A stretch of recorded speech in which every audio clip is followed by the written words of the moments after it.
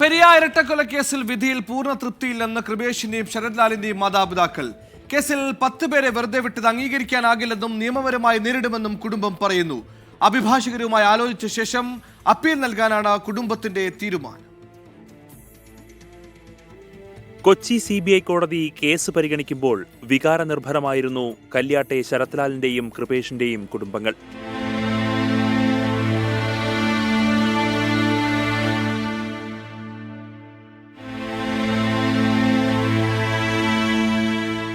പത്ത് പ്രതികളെ വെറുതെ വിട്ട നടപടി ശരിയായില്ലെന്നും വിധിയിൽ പൂർണ്ണ തൃപ്തിയില്ലെന്നും ശരത്ലാലിന്റെ അമ്മ ലത.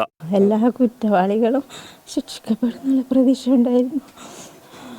വിധിയിൽ തീരെ തൃപ്തികരമെന്ന് തോന്നുന്നില്ല.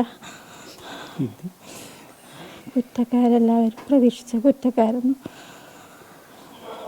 ബഹുമാനപ്പെട്ട കോടതി വിശ്വസിക്കുന്നു.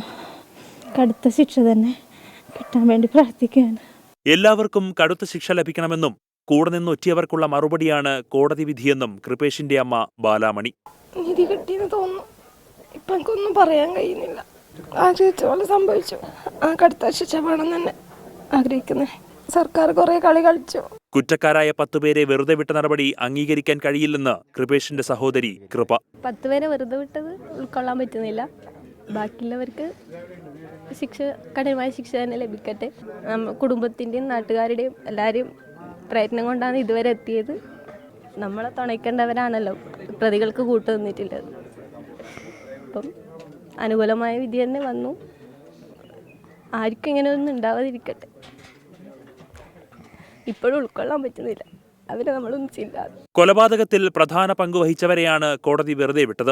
ഇവർ ശിക്ഷിക്കപ്പെടണമെന്ന് കൃപേഷിന്റെ അച്ഛൻ കൃഷ്ണനും ശരത്ലാലിന്റെ അച്ഛൻ സത്യനാരായണനും. 14 പേർക്ക് ശിക്ഷ കിട്ടിയിരിക്കുന്നു. അതിൽ സന്തോഷം പ്രകടിപ്പിക്കുന്നു. പക്ഷെ കൂടാലോചനയിൽ പങ്കെടുത്ത എല്ലാവർക്കും കിട്ടുമെന്നാണ് നമ്മൾ പ്രതീക്ഷിച്ചത്. എല്ലാവരും കിട്ടില്ല. ഇപ്പോൾ കിട്ടിയത്തേക്കെല്ലാം സന്തോഷമുണ്ട്. കോടതി വിധി നല്ല സന്തോഷമാണ്. ഇപ്പോൾ 14 പേർക്ക് ആ കൊലക്കുറ്റം ചുമത്തിയിട്ടുണ്ട് കോടതി. അത് നമുക്ക് തൃപ്തരാണ്. കാരണം കൊലപാതക കുറ്റം ചുമത്തിയിട്ടുണ്ടെങ്കിൽ അതിന് തക്കതായ ശിക്ഷ കിട്ടുമെന്നുള്ളൊരു വിശ്വാസമുണ്ട്. പക്ഷേ ഗൂഢാലോചനയിൽ അവർ രക്ഷപ്പെട്ടത് തൃപ്തികരമല്ല. അഭിഭാഷകരുമായി ആലോചിച്ച ശേഷം തുടർ നടപടി സ്വീകരിക്കാനാണ് കുടുംബത്തിന്റെ തീരുമാനം. 24 കാസർഗോഡ്.